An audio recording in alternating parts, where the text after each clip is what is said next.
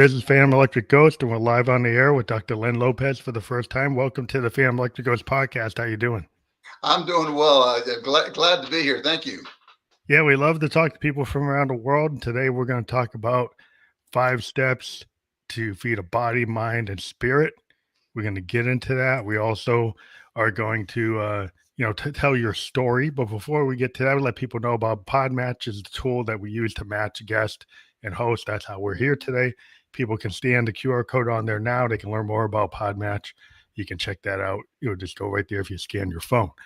Now that we've put that out of the way, we're going to actually end up changing the QR code to your QR code, which is the one that actually goes to your website, which is like the https:// 5stepsaday.com. And so if people scan that now, then they'll be able to learn more about what we're going to talk about if you want to follow while we're talking. So before we get to the heart of your story, I always ask every guest a couple things. I ask them, what motivates you and why do you do what you do? God, what motivates me? That's really good because for so many people, it's purpose. You got to have purpose every morning you wake up. What is it? Why am I trying to get to where I want to go? You know, we always talk about the proverbial land of milk and honey. Do you know where your proverbial land of milk and honey is? And right now, I'm the older dad with younger kids, and so I have kids that are coming, getting ready to get out of high school and everything, trying to prepare them to be good, strong, respectable men and women in the years ahead. Mm-hmm. I think it's really important to kind of, pay it forward, whether you're teaching your own kids or you're writing about something and you're trying to take your knowledge or your lessons learned in your life and telling people like, hey, like this is what I've learned and this is how we can benefit all together. And so I think that's cool that you're actually coming together, like what we were talking about before. You came up with this whole idea, these 5 steps a day to feed the body, mind, and spirit. And I'm going to kind of ask, like, how did you come up about that? Was that just over time you found something, you found that this works?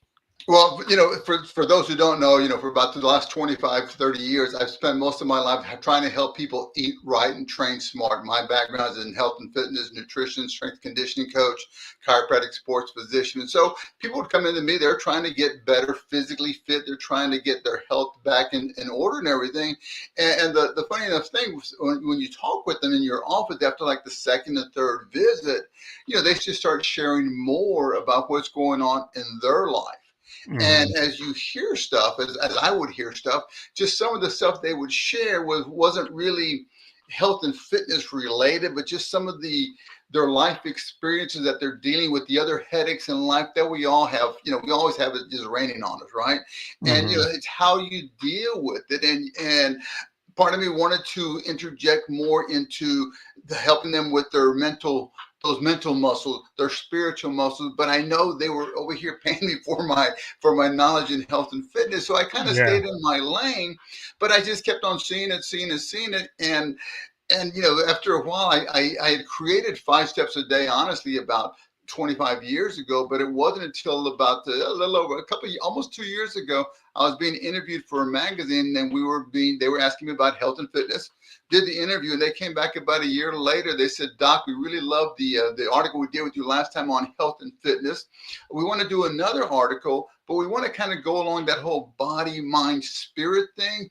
I don't know if that's, is that okay? Are you groovy or not? And so I kind of thought about it. The next morning, I sent them 5 steps a day, something I created before. I used to call it something different. I used to call it action steps, because the word steps is just an acronym for sleep, think, eat, physical, and spirit. And I'll share more about that here shortly. But it's just a simple way. It's an accountability journal that in less than a minute, 2 minutes, you can track how well you're feeding body, how well you're feeding your mind, how well you're feeding your spirit. I think it's just super important, because a lot of times, like I give it the kind of disclosure, like I wear a lot of hats, and one of the things I do software design, and we spend a lot of time with acronyms like your step, and trying to come up with like cheat sheets of like very complex things. Like we are the algorithms and the complex things we do, we try to break down to like acronyms or processes or procedures, and anybody is a project manager, Right. they know there's all these acronyms for whatever you do. Right. Right.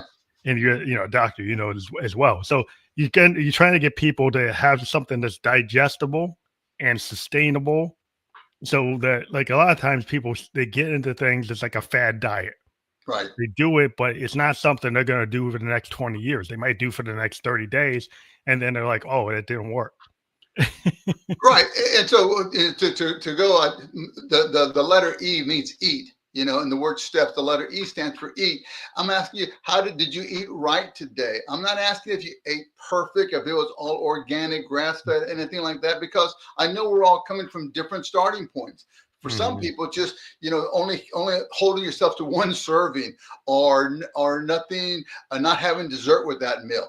Everybody has different starting points. And what I've noticed over the years, and when I was in private practice, that some people would, they'll start a diet and they get pretty good with it for the first 2 days, 5 days, 7 days, and then they end up, going out and have dinner with a friend, and they ended up eating all the wrong stuff and drinking all the wrong things. It's just, I blew my diet.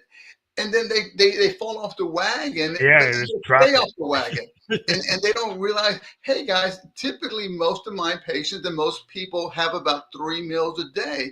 I'm simply asking, or one way if you want to look at it is, did you have more good meals than bad meals today? Yeah. Maybe you had a good breakfast, maybe you had a good lunch, but then you went out with your friends that night and you had a not so healthy dinner. I mean, being a sports guy, it's like baseball: 2 steps forward, 1 step backward. It still has me moving in the right direction. Yeah, So you don't have to give up the whole ship. I mean, that's the whole idea. I was a musician too. We run into this idea called a perfection trap. Yeah. And the perfection trap is like, you're sitting there, you're doing 100 takes, you're taking like 8 hours in the studio, and it's like diminishing returns. Like after take like 10, right, you're like diminishing returns, and maybe you should walk away. Maybe you should stop, right? Because a lot of times what ends up happening, you end up wrecking the song. Right.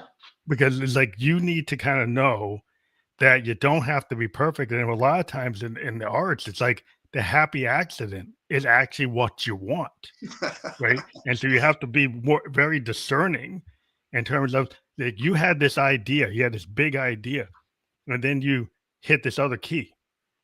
And this other key actually opened up a whole new opportunity, and you just like, oh, I've just wrecked the whole thing. I'm done. If you throw the thing down, you walk out.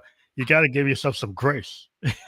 Well, to what you were just saying, that's kind of how I finally brought S.T.E.P.S out, because as I said, I had created this thing about 25 years ago, but I was just, busy in practice, and, I invented a fitness product, wrote a few books, did a lot of writing, and did a lot of television shows talking about health and wellness. And then I realized, I came up with it, but it was all in the back burner. But after that writer from the magazine contacted me, I shared with him. He dug it. Their editor came back, called me, and said, "This is the coolest thing. We've never seen a accountability journal, a to-do list. I call it a glorified to-do list that is so simple, because what's unique about it is that you're just shading in the steps. And a lot of people don't learn just by listening and reading. Some people, especially artists, are more visual. And so when they can see, hey, I shaded in 3 footsteps today. I shaded in 4 steps today. I shaded in all 5. And you get a glimpse on your phone. You can see, hey, of the 35 steps in a week, I took 28 steps. That's, pat on the back, make yourself feel accomplished. But by the same token, you can flip through another week, you might see, hey, I only took 7 steps this week. I'm falling off the wagon a bit. I need to get back to where I want to be, because I know I was. And so it's just a simple way to track how you're doing, how you're feeding body, mind, and spirit. I think a lot of times it's like, if you keep it simple, there's a lot of things, even the design ethic, because we can get very complex. And I think some people think like, oh, the complexity makes it better. And then it's always like, engineering is like, the simplest design is better, because it's like, it's better on tolerance and failure. Like if I build something so complex, the failure points are all over the place. Like I can try to minimize it to something that's like, this is a more solid design, because it doesn't have like 20 failure points. Well, to what you were saying, when I first had the idea, I really got 5 steps from it because I used to always journal and I used to track everything on a calendar, just your basic wall calendar. And by the end of the week, end of the month, I could look to see, hey, this was began back when I was in my 20s and 30s. You know, did I stretch today? Did I work out today? Did I eat good today? Did I practice my dancing? Did I spend time reading because I wanted to learn more? And I could see how many little check marks I had on my calendar. So that's kind of how I created it. And but after Authority Magazine, you know, kind of got my idea, I came back and so I wrote some stuff down, shared it with some, you know, like we all have our little tight circle of friends. I shared it with them, and their reaction was very positive. They said, "Len, this is really cool." They told me two things. Len, yeah, a calendar is great and a journal's great. And what you created, he goes, but this needs to be an app. This needs to be an Yeah. app because it's so visual. And I need my kids to read this. And so it just kind of got me thinking more and more. So it's been an evolution. As I said, I'm a much better doctor and speaker than I am a tech person Take or that person. So the yeah, guy getting behind it the to the app scenes. is like you needed some people to get it from paper to an app, you Yep, know. yep, that's exactly it. Yeah, that's kind of my job. That's like what I do. Is like I'm an analyst and I look at business people and we take what's in their head, you know, take it from the C-suite and then put it into the street. But the idea. It's interesting. They like 5 steps, and then visually, you know, everybody learns a lot better visually. Yeah, You know, and that's what you know. And you know, to be honest, and I didn't steal it for Jerry Seinfeld, but I know Jerry Seinfeld. I'm sure there's a lot of Seinfeld fans out there. I remember what he said years ago. He was saying he in an interview that somebody asked him, you know, what do you owe your success to? He said that when he was a young comedian growing in the business, he goes, if I wanted to be good, I'm going to need to write. You know, whatever kind of industry you're in, but for him, he said, I need to write 10 jokes a day. That was for him. That was what he felt like he needed to do. Like if you're exercising, I need to do 50 push-ups a day, whatever it yeah, was. yeah, And so he took a wall calendar, and every time that he did 10 jokes a day, he would make a big X on that day. And yeah. then the So next day, if he did it again, he would make an X and then another X. And if he missed, he'd leave it blank. And he started realizing that when he looked at that calendar, he could see all the red X's, and he didn't want to see the blank spaces. And so mhm. it further motivated him. And as I created 5 steps, and I was telling them about the idea of 5 steps, and friends of mine, they go, "Oh, Len, that's right." Because you know, when you look at that, just getting, you know, reading something may stimulate some people, but we all don't learn by just reading.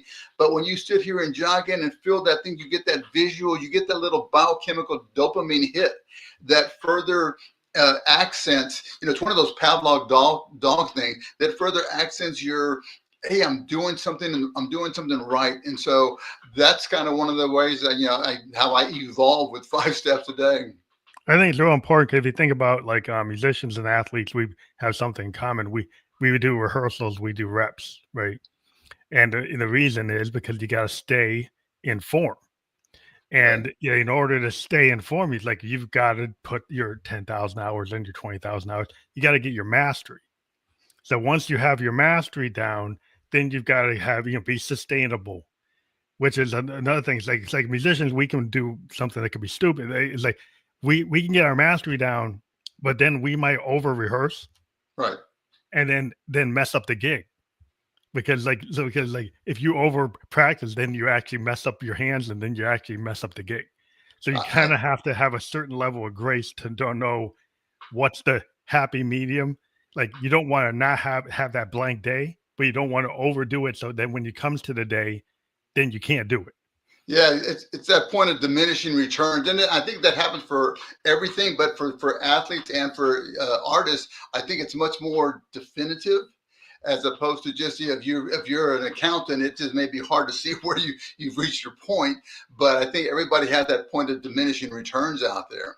Yeah, it's like that's the thing is like there's a lot of parallels. Like people will say, "Well, I'm not creative." Like every person is creative. How you tell your story every day, how you present yourself every day.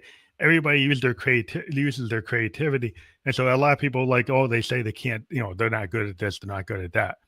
it really is like you have to find like what are the things that you are good at, and then really, fine tune, like you're saying, like if you start asking yourself the questions, like if you're not feeling right, and it's like, and some people, I had this one person that was like a not a therapist, but it was a trainer. Right. He had the six pack abs, he had everything, but then he's like he wasn't feeling good in his soul, his spirit. He was depressed. Right. And so he looked in the mirror and he's like, "Well, I look good, but there's like these other pillars. Like you have to have your spirit, you have to have your sleep, you have to have other things." And Right. like you're saying, it's like, and sometimes a lot of times we just focus on one thing or maybe Yeah. two things, and we don't realize all the other things. I like to use the analogy of like the three-legged stool. It doesn't matter how, the legs don't need to be exactly perfect like a four-legged chair. We've all had that wobbly chair or the table at the restaurant because it's four legs. You can't get them all, harder to get them perfect. But with Yeah, the three-legged stool, they can be off a little bit, but they're still going to be pretty solid on the ground. And I think because we are body, mind, and spirit, some people just get too pulled into one direction versus and don't get that balance out there. Like to what you were saying, some people that are very fit, they may, and I'm not painting the picture, I'm not trying to describe, but there's some people that are just so body oriented that they neglect their mind and spirit.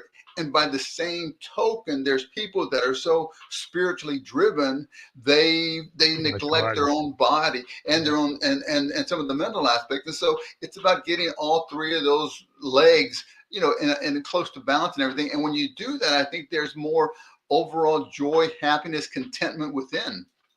Yeah, because so maybe we start with like sleep, because a lot of times in our world, people are so, like in the IT world, we've got this new thing where people are doing like 120, 160, right? They in startups, people expect people to go that many hours for the company. And when you're doing something like that, like you start ignoring your sleep. Right. And if you don't have good recovery, you get the diminished returns. You get into that jab session, you get into that meeting, and it's like, yeah, you're getting 7 days a week, and like you're losing it. Well, yeah. Now let me clarify what the word sleep is, the way I define it for 5 steps, Mhm. because most people, when they first see it, they think, did I get a good night's sleep? Did I get enough sleep? Did I wake up in the middle of the night, couldn't go back to sleep? What I'm asking you on 5 steps a day, okay, it's like, did you sleep with a smile? Did you go to bed with the remote control or your phone in your hand and you just waited till you nodded off? Or did you fall asleep with a smile on your face because you're dreaming and visualizing about whatever goal you want to see happen in the Mhm. next week, next month, next year? Because when you go to sleep with purpose and have a visual image of where you want to go, again, another one of those Pavlov dog thing, you'll start, the smile will start developing on your face. And as you visualize that picture more and more, whether I know we're talking to more artists here, when you Yeah, see yeah. yourself getting that award, getting that applause, getting that attention, whatever it is, and you can just visualize. I think athletes and entertainers, they have a much better ability of seeing the end point. Yeah, For a yeah, lot of people yeah. that aren't in Make it that happen. industry, Actualize. You make it actualize because you're focused, and like you're saying, there's like a directed subconscious. Like you're directing what that subconscious outcome, instead of saying, "Well, that's random. I can't control that." Where if but you if something you're works, getting all those fibers in your body because they start seeing, it's the new car you're going to get, the new house, the new promotion, the new corner office, getting the applause because you won the award in whatever industry.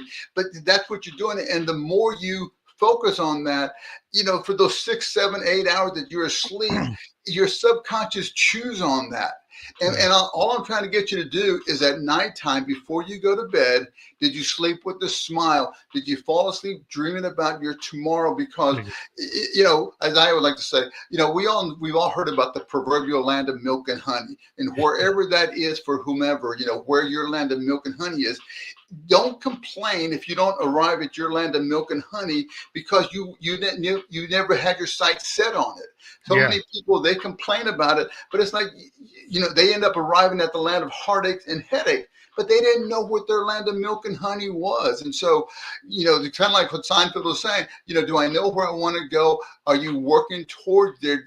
Are you letting your subconscious mind for those 8 hours you are asleep? I mean, and just think, if you had like a twin person next to you and they fall asleep with the remote control in your hand, and you fall asleep thinking about the award ceremony, hitting the home run, winning, making the last second shot or whatever, getting the Grammy, getting whatever award it is, don't you think that's going to make some kind of a difference? Yeah, it's Whether like it's manifestation. Like as yeah, Buddhist, I'm Buddhist. I believe in like Eastern kind of philosophy, but this idea of manifestation, like a lot of times when we're meditating or chanting or doing focus, you can do that before you go to sleep. But like when we wake up in the morning and we go into our meditation practices and our chanting, a lot of times we're directing that no, toward this manifestation of what we want, and it's always a positive thing. You don't, and some people have a hard time with that because, like, if you're a person that's like, well, I'm a doubter, I'm more of a pessimist.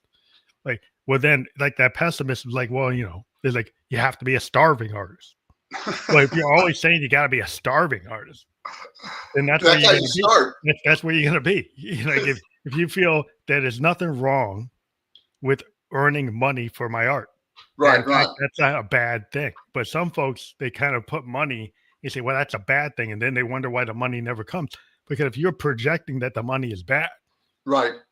then you're And yeah, never going to get it. hearing you talk about that, I mean, it's just like, yeah, I was, I've been meditating for, gosh, more than 50. How old am I now? Middle of my seventh decade. So, back I was a teenager, put it that way. And it was just a way to relax, close my eyes and just calm my body down. But when I would do that sometimes, then I started at nighttime when I'm trying to go to bed. That's when I would dream about what it is I want to see happen. And, half the time it's just within a minute, I'm out because I, sometimes wait so long to go to bed. But other times, I mean, this is why I got the term sleeping with a smile, because I get so focused on it, I can see it. And as you get that picture becomes more vivid in your mind, those little smile muscles just start coming up on here. Your eyes start, and it's just kind of like, wow, I can't believe what's Yeah. happening. And so I encourage you guys, if you've never tried, just to visualize yourself, just think of what it is you want to achieve. And I'll say this too, Venom, that most of your artists and athletes, they have a better capability of visualizing stuff because they really know what they're trying to do. Yeah, They're trying to hit a home run. They're trying to score the touchdown. They're trying to win that award, have that contract in their hand. And so they can visually see that. It's a little bit more challenging for other people, but there's other ways to find what goals you want to see in life. And that's what Sleeping with a Smile is all about. That first S is, did you do anything that's going to help you for those 8 hours you're sleeping? Or did you sleep for those 8 hours like a bump on the log, just sitting there and that was it? You let your subconscious mind run more towards the negative instead of allowing you to inflow that positive thoughts for yourself. Thank you. I mean, I think that's a good idea. I mean, to visualize what you want instead of thinking about so people are so pessimistic, like the things that are gonna go wrong. People focus on like the bad outcomes instead of, because sometimes I say, well, he's like, I can't think of the good outcomes because that seems like that's too arrogant. But that's just programming, right? I think that's just programming. And I think of it this way: if you had a twin brother, twin sister, whoever's listening out here, if you had a twin, and if you went to bed and one of you saw a scary movie, and what do you think is going to happen? What are they going to be thinking about most likely because once their conscious mind goes down, the subconscious mind is always working, right? And like my wife would always tell me, make sure you use your conscious mind, because you sometimes let your subconscious mind get you in trouble when we're in public. But it's like, if you fall asleep with worry, fear, and doubt, what are you going to wake up with? Yeah, that's the direction of your whole day. Because a lot Exactly. of times, like what the artist mind or the athlete that can center themselves is they focus on that motivational goal. Like, I'm gonna get that touchdown. I'm gonna get that 3-pointer. I'm gonna I'm gonna just blow away the audience. And then some people are like, well, how can you feel that, right? Because it's like, oh, you're too Like you're too much. He's like you're too much. It's like Yeah, no. It's like it's not you that they're too much or arrogant. It's like you have to have that face. You have to right, have that. You when you we wear kind of a mask or our stage self. You get on that's like if you get on the stage and you don't believe it, right. the audience ain't gonna believe it. Like you get on the field and you don't believe it, you're not gonna get it. So I mean, here what we're talking about. It was so funny because we all know the World Series just ended a couple of weeks ago, right? So I'm really mhm, bummed that baseball's over with. But it was great hearing. For those who aren't familiar, it went to Game 7. The Dodgers won in the 11th inning, and it was great because after the game they were interviewing Mookie Wilson, the sports guys on I think it was Fox Sports. They were interviewing him, and I think it was A-Rod asked Mookie. And Mookie Wilson, for those who don't know, he is a big time all-star. I mean, he's one of the rare guys, just to veer off a bit, be a right fielder in Boston as great as he was, and to come over to the Dodgers and now start playing shortstop and being a stud. yeah, That's yeah, fun to say that. But he said they asked him, "What were you thinking about in that 11th inning?" And Mookie said, "Come something that I would say." Probably most would say is like, "Don't hit the ball to me. I don't want to hit the ball to me." And they kind of like, what? He goes, no. But then I thought, no. Be nasty. Be nasty. That was his phrase that he's using for the next step is think. What do you think about during the day, or when you're in that crutch situation, when you go up on stage? Do you think of yourself as the winner, be the one, the stud out there? So Mookie Betts' thing was, hey, that was his phrase, be nasty. And a lot of us need to have some kind of phrase. I always talk about, do you want to be bigger, better, bolder? Or are yeah. you going to let yourself be doomed, dazed, and defeated with your thinking? I think a lot of times, like people, you go back to school, and the kid that will raise their hand, the kid that will actually go and be in the play, Right, the one that wants to be the quarterback, and the other guys, guys that don't. And it's like what gives you the permission structure? Like as an artist, a lot of times it's like what gives you the permission structure to actually paint that painting, to right. write that book, to write that song, versus somebody that says, "Well, I'm not good enough." Right? And It's like you have to get past that to get anywhere. no, you have to. And here's what I'll say also, because when I first created 5 Steps a Day, and the thing that was really touching to me was so many of my compatriots, or whatever you want to call friends of mine, who read this for me, who kind of read the little summaries. He said one of their responses was, can I want my kids to read this. And as I said, well, let me write something that's going to be more specific for a teenager as opposed to what An you and adult. I and my Yeah. circle of friends would be thinking about. But as I was thinking about that, as I was trying to write it for their level of understanding of the world, right, was that, hey, I spent my years for the last 25 years, as I said at the beginning, trying to teach people how to navigate that shopping cart through the cookie and chip aisle, right?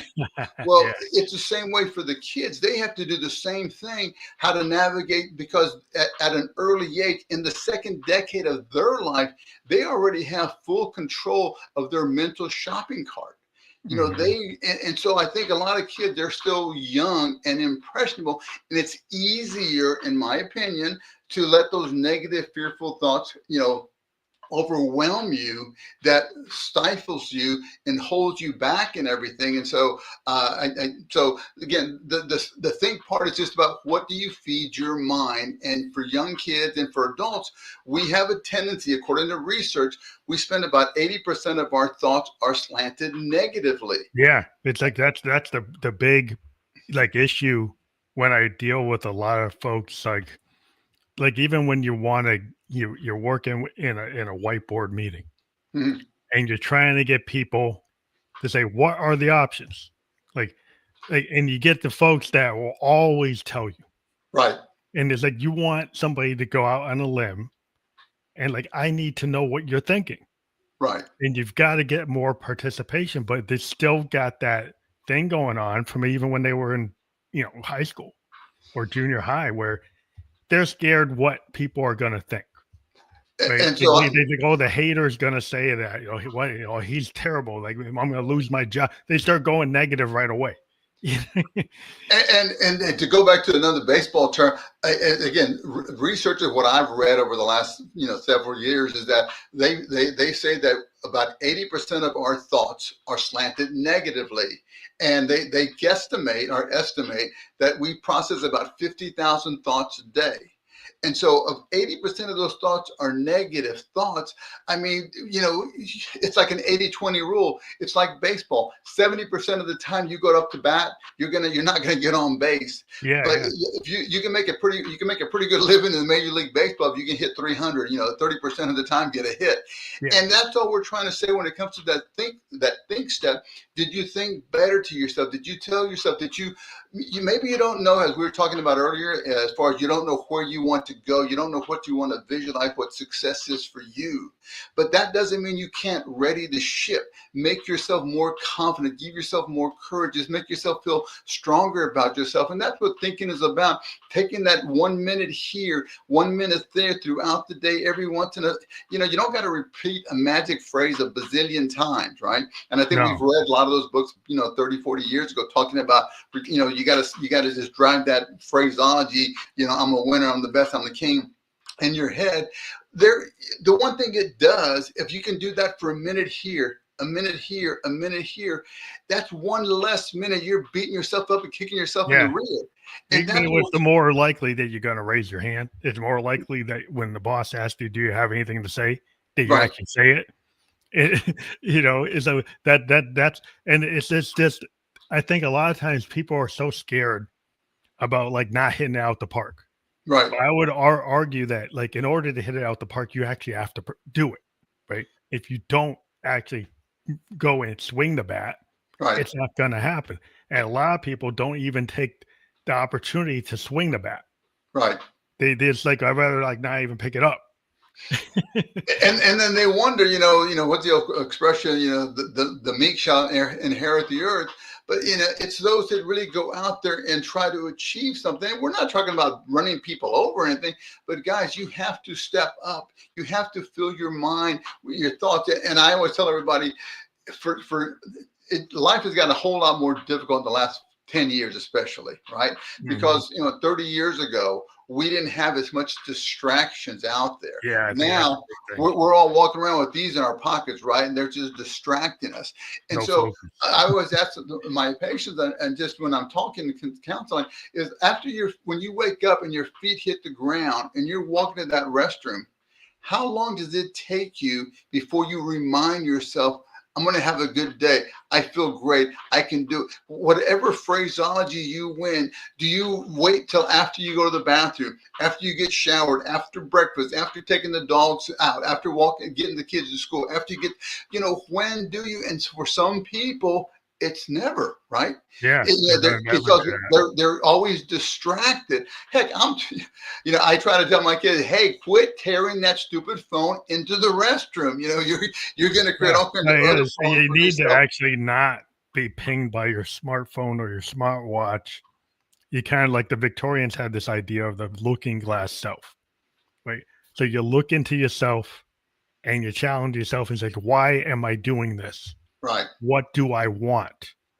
And you actually start to have a conversation with yourself instead of always waiting for the external input, like you're saying. And the problem with these phones and these devices, you never ask yourself that because you're looking at the thing you're getting pinged on. right. It's a And that thing you're distraction. getting pinged on, it has nothing to do with you. Yeah, back in the old days, I always say, I think a lot of the headaches that we deal with today, and I joke, when I talk, it's because of the advent of the light bulb. Prior to the light bulb, when the sun went down, everybody quieted themselves down. They hunkered down. You can only do so many things. The way the body is rhythmically designed, Yeah, they go all rest, those stress hormones start coming down take and it everything. down, they get kind of recovery time. Yeah, but now ever since the light bulb and then the computers and the cell phones, people are up at midnight. They're still trying to get work They're done. at They're 2 in looking the up the morning, video. like with the phone on their bed, responding to text. Right, Instead of having that smile before you dream, your right. boss is pinging you and telling you, "Where's this?" So what's And going to happen to sense of peace. Right. And even if Because it's not, even if it's not to your point, if it's not your boss, is it just you because you do want to look at another cat video, right? oh yeah, What is it that keeps distracting you? Because sometimes people are just too afraid for that quiet internal visit. But yeah, you fill have up to the spend some space. time with yourself and Well, you're understand filling what up it is. this space with a lot of garbage time. It's not really time that's like soulful, useful time. Like if you're filling up what's going on with kind of meaningless things, right? Just because it keeps you from having to look at the looking glass self. Right. It keeps you from asking the hard question about why am I in a bad loop? Why Right. am I always doing this? Like instead of that, it's like, well, look at this cat video or And, watch this TikTok. I want to do this and do that, and like you don't get to the root cause.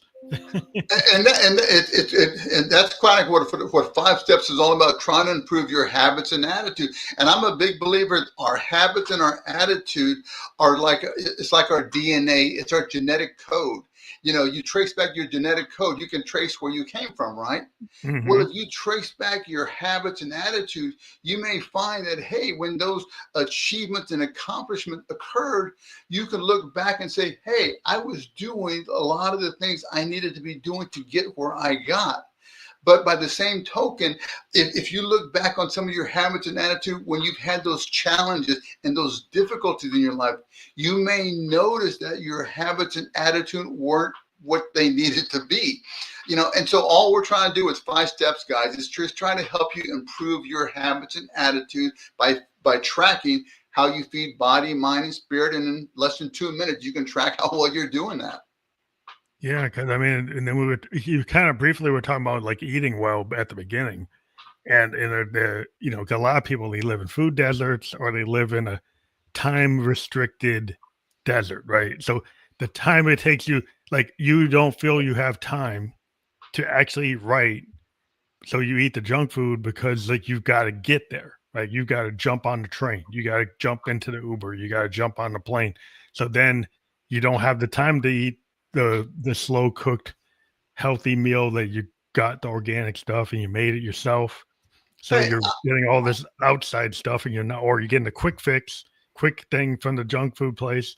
And then it's like, well, like maybe you have to have some boundaries and say, exactly. You I have to. need this space to actually eat right. There are priorities, and I can't tell you how many people said, yeah, I found myself that I'm spending too much time doing A, B, C, watching the sports highlight, checking emails, checking the YouTube and everything. Where, guys, remember, you only have 1,440 minutes a day to get what you need to get done. And if you haven't done the math, about 8 of those hours of your day are basically sleeping or preparing to sleep. The other 8 of those hours are there. 2/3 of your day is spent, let's just say, working. If you just being at work 8 to 5, so to speak.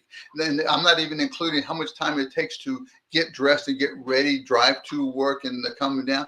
So you only have a few hours to get everything done, and so maybe you don't have enough time to watch 2 hours of movies every night and play Netflix, yeah. Xbox and do all that stuff. So it's about growing up and saying, hey, if I want to get to A, B, and C, I got to do D, E, and F. And sometimes it's just it's all about habits again. What kind of habits are you creating? And all we're trying to do is help you improve those habits to improve, body, mind, and spirit. Because I think we are all, like we said at the beginning, we are all body, mind, and spirit. And sometimes we neglect one more so than the other. And I think when you get that good little balance, you might find that you can handle the 1,440 minutes a day better. Yeah, because it's a combination because your nutrition and your physical health is kind of totally combined, but it's combined with all the other things. But you get some folks they be like, oh, they get into all these supplements, they get all the so they have this diet that's not really balanced. And maybe it's projecting to like, oh, I want to have a six pack or I want to get this kind of body. But if it's too extreme on the outwardly, it might look like what you want. Right. but it's not really what you need. Well, I don't know if it's so famous or not for myself and everything, but I'm in the middle of my seventh decade. I broke my back 40 some odd years ago playing, fractured my spine and everything. But I don't lift weights. I don't do anything extreme. I don't diet. I've never had a shot in my rear end or in my face. I just eat right and train smart. And kind of what you were saying a minute ago. Hey, the first rule of eating right is do no harm to your tummy. And if every time you're eating, if you get bloated, gassy, poopy, burpy, or sleepy, that's a sign what you're eating, your body isn't digging it so much. So you need to address that. And a lot of times, just FYI, the second part is it what you're eating or how you're eating? Are you eating all the wrong foods, the wrong combinations? Or do you just always eat on the go, in the run, in the car, which is, just the absolute worst thing, not the worst thing you can do.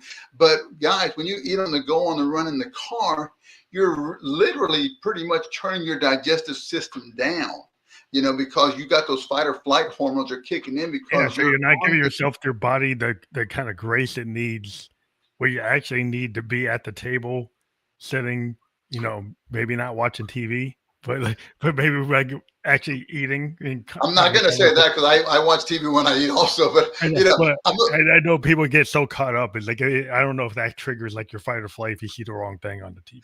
Well, maybe what you're watching, but I always tell everybody you need to learn how to sit, eat, and relax. We've known about that for thousands of years. I like to always say, watch any old classic movie, Braveheart, Gladiator. You don't see them on their way to work, on their horse racing down the hill with a sword in one hand and a turkey leg in the other. But that's how most of us are living our life today. Yeah, we're living our life like, just like grabbing that quick sandwich and the coffee or the Coca-Cola in the morning and the caffeine hit.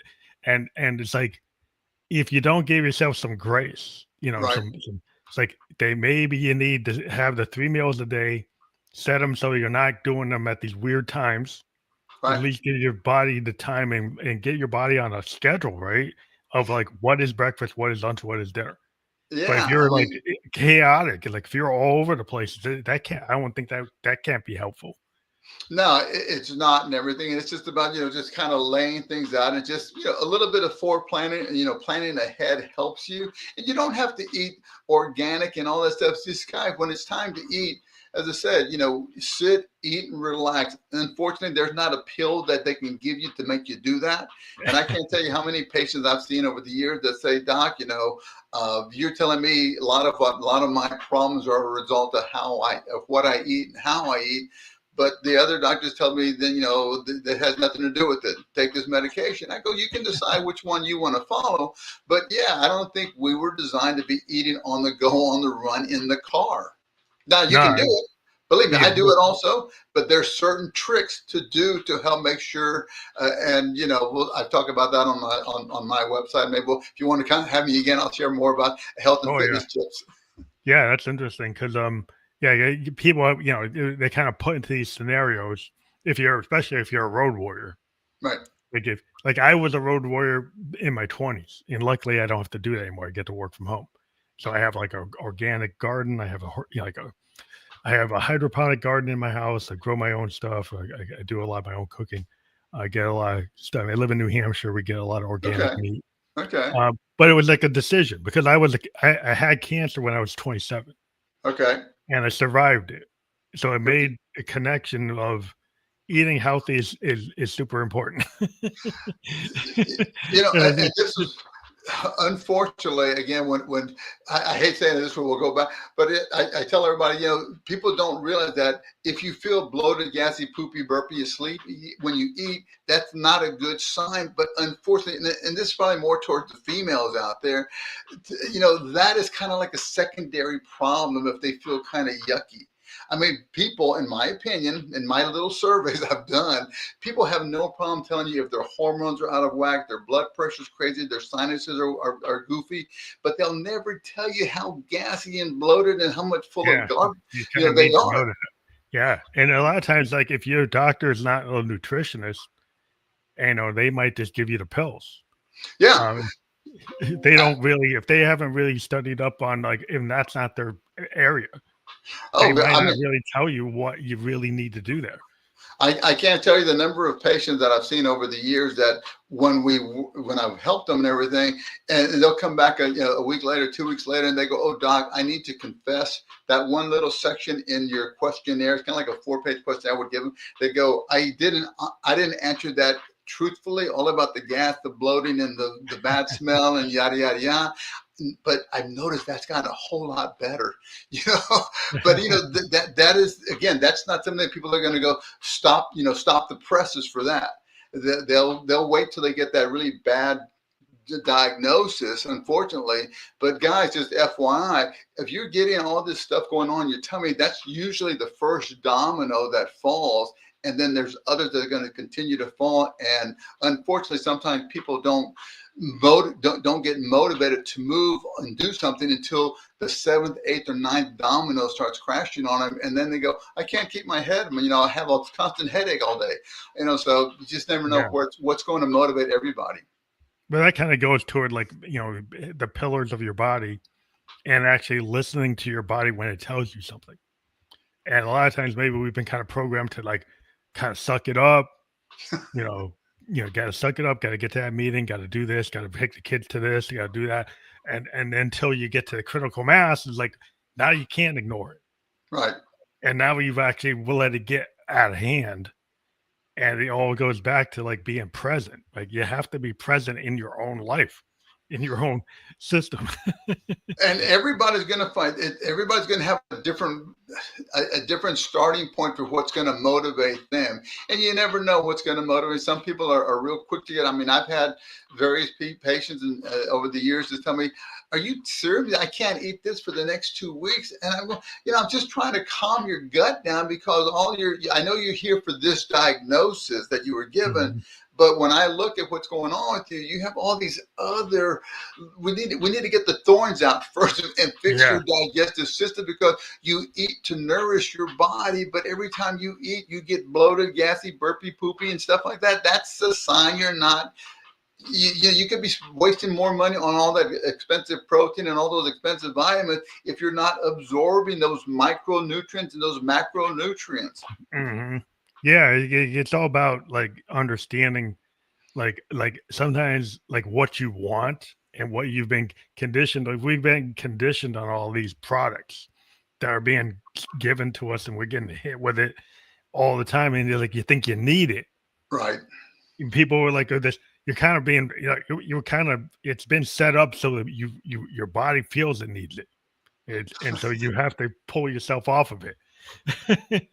No, you're exactly right, and that's what advertisers do and everything, and everybody's going to find their time when it's time to start making changes in their life. Sometime, to go back to when I was, because I created a 5-step for teens also, and what I always tell them, as a parent, you hope your kids understand some of the stuff that we're talking about. When you open your eyes, you hope that your kids open their eyes when their second decade of life, or maybe the third.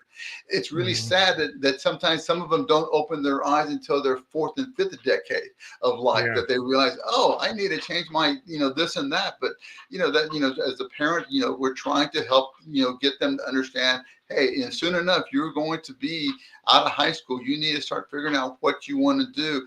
Are you going to, join the circus, join the band, join the service, or what are you going to do when you get out yeah. and everything? And it's just trying to find purpose. And And I'm also, hoping it's 5 like, steps can help them. yeah, it's hard. It's hard sometimes. Like we talked about the distractions and the noise, and getting into spirituality can help, like quell some of that noise. Because if you can learn how to get into like a spiritual framework, then you won't might not get distracted as easily if you're kind of scattered. Like if you can't get yourself in a more directed mindset where you can actually, see something in that with instead of like reacting to everything, Right, right. start Well, to like you find that balance. I think research shows that people that have a spiritual connection have a greater sense of happiness, right? According to statistics. And so, what I just try to tell everybody to do, or what I learned, because I've gone full circle in my spiritual walk, and for me, I used to, or I said, gosh, I need to get into my spirit. This was like 4 or 5 decades ago. And I'm thinking about it and I go, I could always find time to work out and get to the gym, but I can always find a way to not sit and read, right, to work my spiritual muscles. But then I started realizing, hey, I can lift weights, I can run, I can go shoot a hoop, I can do all kinds, I can go dance, and I can do all the stuff that's good for me physically. Hey, I think the same thing applies to my spiritual muscles. There's not just one way to work your spiritual muscles. Going back to the 80s, when you're in your car, you could push that AM dial and you might hear a message out there that really touches your spirit at the time. Yeah, Maybe yeah. when you're on your way to work, maybe a good thing about these little guys that were beating up a minute ago, that when you're sitting in traffic, when you're trying to Yeah, go from A to audio B, books and different things you can yeah, listen to. exactly. You can do stuff that's going to work those spiritual muscles. And so there's many ways you can work body, mind, and spirit, and just trying to get that balance. And, again, we're just trying to help people. Everybody uses these guys to track how they're working their physical body. What are you doing for your mind and your spirit? And 5 steps a day is just a simple way to help you, realize that, hey, there's more. We are body, mind, and spirit, and maybe there's this imbalance going on, and that could be part of what we're not as grounded as we could be to help us in our daily walk, because there's always sludge coming our way. How you Yeah, deal with it is how you deal with it. yeah. Because a lot of times what happens is like, if you get onto the net, one of the bad things about the net is it kind of reinforces where you are. So if you go onto your net, it's like the algorithm's going to send you whatever you're into.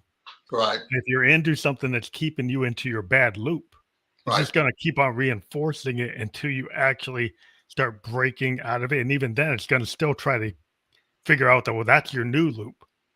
So sometimes you're going to have to disconnect and find a way to get into spirituality, get into, you know, not on the net, like maybe in a book, maybe walking in the woods, maybe talking to somebody on the phone Absolutely. instead of actually doom scrolling, actually call a friend and talk to them. That's a big idea. Yeah, yeah, there's an idea there. But yeah, that's just what, if people sometimes don't realize that they're caught in this vicious cycle of life and everything, whether it's finances, maybe it be interpersonal relationship that's struggling, that has you in this vicious cycle, health reasons having this vicious cycle. There's certain steps you can take that can get you from that vicious cycle into that virtuous circle. And I'm hoping that, if you start tracking your steps, it may help you realize some of the things you need to be doing, because you can cry and moan all you want about, how come I still got 9-inch biceps? How come I am not getting it? Well, you need to get in the gym and do something, right? How come my job isn't better? Well, maybe you go to work with this attitude that no one likes to be around you for that. How come I don't have another person in my life with me? Maybe because you're not dressing that's appealing to somebody that wants to be around you, your personality, whatever. But we're just trying to help you realize that maybe you need to put some change into your life. And we'll go back to the acronym, because we talked about at the beginning, because my definition of change is creating habits and attitudes now for growth and excellence. Maybe you need to change some of your habits and some of your attitudes that will help move you from that vicious cycle into that virtuous circle. Yeah, and that's always the hard thing because people kind of get into a bell curve of being in the middle, Right. and to try something different, goes against our thing to stay safe. Like the fight or flight, doing something different. You could be in something that's very negative, very toxic, but it's what you know. Right. To do something different is more scary. It'll trigger your fight or flight more than it actually would be good for you, but you rather stay where you are. And if I can encourage your listener out here, guys, if you get a chance, just check out 5 steps a day, and in 2 minutes you can really track to see for yourself. Are you doing some of the things that you need? We all know what we need to be doing. Whether we want to do it or not is always the challenge, right? And Mhm. so you don't have to share with anybody. It's just your own little personal secret for yourself. But are you doing some of the small steps to get you there? And believe me, it's kind of like the footsteps in the sand. As you start seeing some of your footsteps being filled out, when you get that visual image, that Mhm. that visual hit of seeing, hey, this week I took 18 steps, or last week I took only 7. Yeah. There's a sense of accomplishment, and that may help you get 20 the following week, and then 22, to where you're moving in the right direction. But so if you are struggling, check it out, because it's just a simple way to help you track how you're feeding body, mind, and spirit. It's like your life barometer, it's giving you Yeah. a good signal, good feedback. It's super important to get that feedback. That's why we have so many people into data analytics today. Well, yeah, this is give you feedback when you track your step. Not that this is one of those kind of watches, but it's a very visual thing for the audience now. But yeah, for a lot of it's just that visual thing. And if you can just see, because I'm sure being in the artist and being an artist, that there's a lot of people are more visual and kinesthetic than they are just reading everything. Yeah, and so when they can see 15, 20 footsteps for that week, where last week it was 7. There's something about that. You can see your progress. And so hopefully you're actually registering something, you're seeing movement rather than reading a bunch of paragraphs. You might not fully understand, well, where am I, versus like you see a bar chart or pie chart or bar, some kind of visual data analytical thing that tells you, hey, I'm at this percentage, I'm at that, I had this many steps and I need to stay within this range and I'm not hitting it. Then I mean, I think it's super important that you've made it in a form that everybody is into, like, because we all have these phones. It's not rocket. It's not rocket science. It's accountability and feedback. And to use a business term, I like to say, most people, businesses, what did they do? They get data. What did they say on Shark Tank? Show me the numbers. So they track sales, they track profit, they track revenue. Loss. Yeah, your profit loss. I like to say, I'm the president of MMI. Me, myself, and I. And so I'm trying to get data on, am I doing something for my body? Am I doing something for my mind? Am I doing something for my spirit? Am I moving? Am I doing anything at all? Or am I just really completely neglecting it? And so hopefully 5 steps a day can be just a simple tool to help you, get you started, get you moving in that right direction. We're going to ask people again to scan the QR code. That'll bring them right to the 5stepsaday.com website. So if you take your phone or any device that you have the camera on, you just take your shot of that. It will allow you to just go right to the website. So if people go right to your website, that's how they get access to what we've been talking about today, right? Right. Cool. So we want people to, scan that. And if you don't feel comfortable doing the QR code within the podcast description, we've been on LinkedIn, YouTube, and Kick. Those hyperlinks to your Instagram and to your website are all clickable. So you can go on to LinkedIn or YouTube and click on those links. They are fully clickable, and you'll be able to go right to the website. But I want to thank you again for being here today and giving people this opportunity to take out the app that you've built and get into what you're doing. I think it's Thanos, thank you so much. Really enjoyed chatting with you and everything. We didn't get into the artist work. Well, that's okay. Thank you very much for being here. Hey, thank you, sir. Appreciate it.